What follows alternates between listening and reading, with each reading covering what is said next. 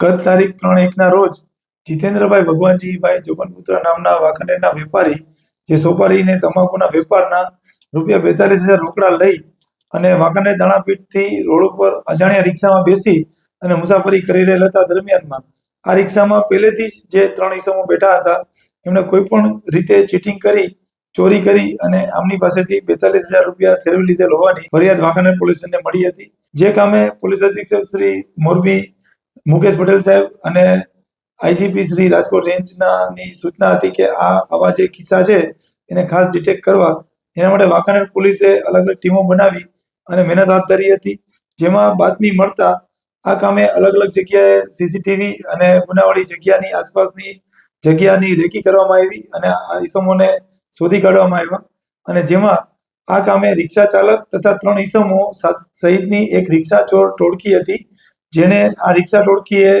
આવી રીતના અલગ અલગ જે ગુનાઓ બન્યા હોય એમાં આ ગુનામાં જે ફરિયાદી છે એમની નજર ચૂકવીને એમના ખિસ્સામાંથી પેન્ટના ખિસ્સામાંથી ₹42,000 રોકડા ઉલટી કરવાના બહાને બહાર જોયું અને અંદર આવી અને સેરવી લીધેલ હોવાની વાત બહાર આવી હતી અને આ સઘન પૂછપરછ દરમિયાન તેમણે આ ગુનો કબૂલ કરેલ હતો અને રોકડ ₹42,000 છે એ રિકવર કરવામાં આવેલ છે। જે તોમતદાર પકડાયા છે એમાં એક આરોપીનું નામ છે ભરત મૂળજીભાઈ ચંદ્રપાલ, સાહિલ નઝીર શાહ રફાઈ, ગોરધનભાઈ દેવજીભાઈ ગેડાણી। આ 3 આરોપીઓ છે એમાં અલગ અલગ એમની વિરુદ્ધ ગુના પણ નોંધાયેલા છે અને એમની એમો હતી કે આ રીતે ચોરી કરવી। એમને